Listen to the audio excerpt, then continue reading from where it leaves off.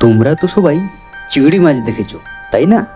কিন্তু আজ আমি তোমাদের এমন এক সামুদ্রিক চিংড়ির কথা বলবো, যেটা নিজের একটা ছোট্ট চুটকি মেরে সমুদ্রের ভেতর সূর্যের মতো তাপমাত্রা তৈরি করে। গুগলে গিয়ে তোমরা একবার সার্চ করে দেখো টাইগার পিস্তল শ্রিম্প বা অ্যালফাস বেলুলাস লিখে, দেখবে এই ছোট্ট ব্র্যান্ডের ক্ষমতা বিশ্বাসই করতে পারবে না। এই চিংড়ির নাম পিস্তল শ্রিম্প। ওর একটা বিশেষ নখর আছে, যেটা বন্ধ করার সঙ্গে সঙ্গে এত দ্রুত গতিতে জলকে ছড়ে যে একটা বাবল তৈরি হয়, আর সেই বাবলের ভেতরে তাপমাত্রা উঠে যায় 4700 ডিগ্রি সেলসিয়াসে, মানে প্রায় সূর্যের সমান গরম। ভাবতে পারছো একটা ছোট্ট চিংড়ি আর তার এমন অসাধারণ শক্তি।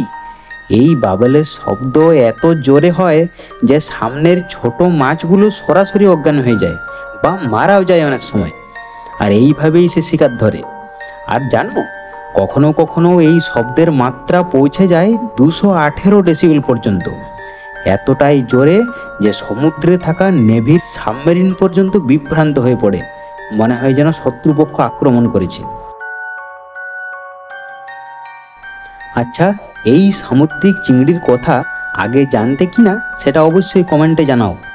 আর এমন এই অবিশ্বাস্য আর বাস্তব রহস্যে ভরা সমুদ্রের গল্প জানতে চাইলে ভিডিওটা লাইক করো, শেয়ার করো আর চ্যানেলটা সাবস্ক্রাইব করতে একদম ভুলো না।